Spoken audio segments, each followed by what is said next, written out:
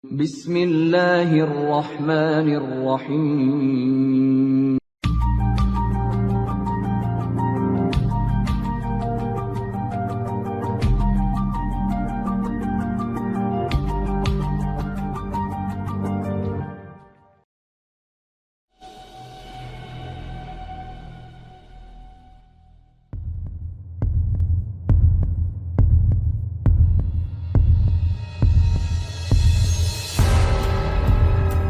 Assalamualaikum warahmatullahi wabarakatuh. Innal hamdalillah wassalatu wassalamu ala Rasulillah Sayyidina Muhammad ibni Abdillah wa ala alihi wahbihi wa wamala. Amma ba'du. Kembali lagi di channel Cahaya Zaman. Kali ini Cahaya Zaman akan membahas 5 perbuatan wanita yang dicatat dosa zina. Zina kini kian merebak, jumlahnya tidak bisa terhitung. Bahkan, kini perbuatan itu tidak lagi dilakukan secara sembunyi-sembunyi. Secara terang-terangan pun para pelaku zina berani. Mengingat, di beberapa negara tertentu, perbuatan ini tidaklah menerima hukuman yang begitu berat. Sehingga, tak bisa dipungkiri lagi, perbuatan ini akan terus-menerus menyebar luas. Selain zina dalam pengertian yang sebenarnya, ada pula sejumlah perbuatan yang membuat wanita seakan-akan melakukan zina atau memikul dosa seperti dosa zina. Apalagi di zaman yang penuh dengan fitnah ini, maka perbuatan tersebut semakin terbuka, dan celakanya, banyak yang tidak sadar melakukannya. Beberapa perbuatan yang masuk kategori zina antara lain sebagai berikut diantaranya. Memakai parfum agar laki-laki mencium baunya. Agaknya, perbuatan ini sangat marak dilakukan oleh para wanita di zaman modern ini. Mereka memakai parfum saat keluar rumah, sehingga baunya tercium oleh kaum laki-laki yang bukan mahramnya. Mereka terkadang tidak menyadari atau malah memang disengaja. Dari bau yang menarik tersebut, akhirnya laki-laki bisa tertarik dan syahwatnya bisa tergoda. Namun ironisnya, parfum itu justru hanya dipakai saat keluar rumah, sehingga laki-laki lain menikmati wangi. Sementara ketika mereka berduaan dengan suaminya, justru itu tidak memakai wewangian tersebut. Rasulullah Shallallahu Alaihi Wasallam menyebut wanita yang memakai parfum saat keluar rumah, sehingga laki-laki lain mencium baunya dengan sebutan wanita pezina, seperti dalam sabdanya. Wanita mana saja yang memakai parfum kemudian lewat pada suatu kaum supaya mereka mencium bau parfum itu, maka perempuan itu telah berzina. Hadis riwayat An-Nasa'i. Dalam hadis yang lain, Rasulullah Shallallahu Alaihi Wasallam juga bersabda, wanita mana saja yang memakai parfum lalu melewati suatu kaum supaya mereka mencium bau parfum itu, maka perempuan itu telah berzina. Hadis riwayat Ahmad. Melakukan riba dan memakan harta riba. Di zaman sekarang, praktek riba marak terjadi, bahkan bukan hanya dilakukan individu, melainkan dibungkus dengan menggunakan lembaga keuangan seperti bank, koperasi, dan sebagainya. Banyak orang merasa tak berdosa bergelimangan dengan riba, karena alasannya menolong orang yang kesusahan.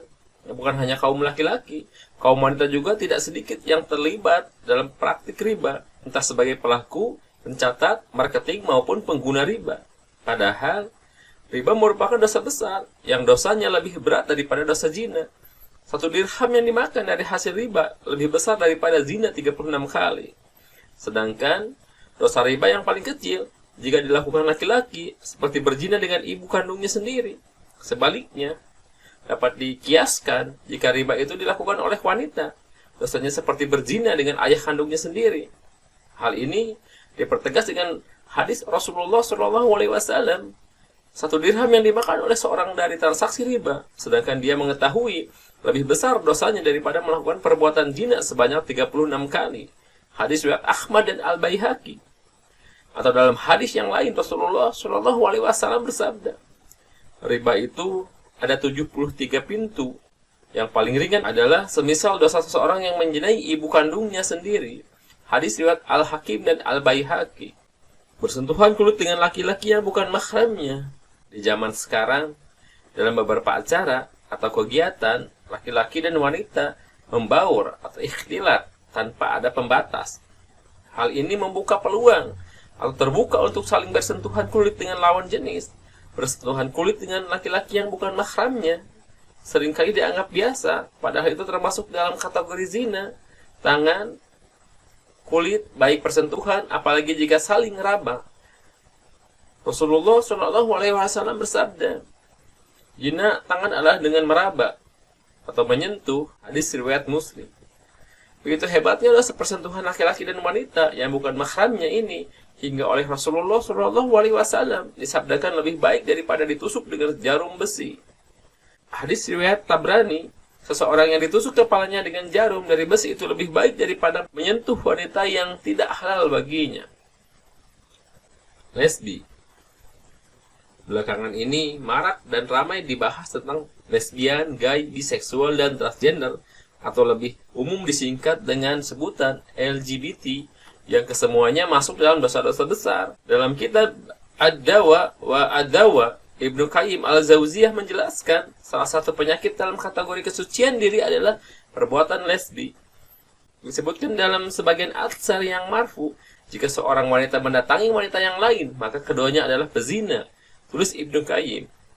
Menurut Ibnu Qayyim, lesbi tidak bisa disamakan atau dikiaskan dengan homoseks, karena dalam lesbi tidak ada kemaluan yang masuk, sehingga tidak ada hukuman had atau perbuatan tersebut.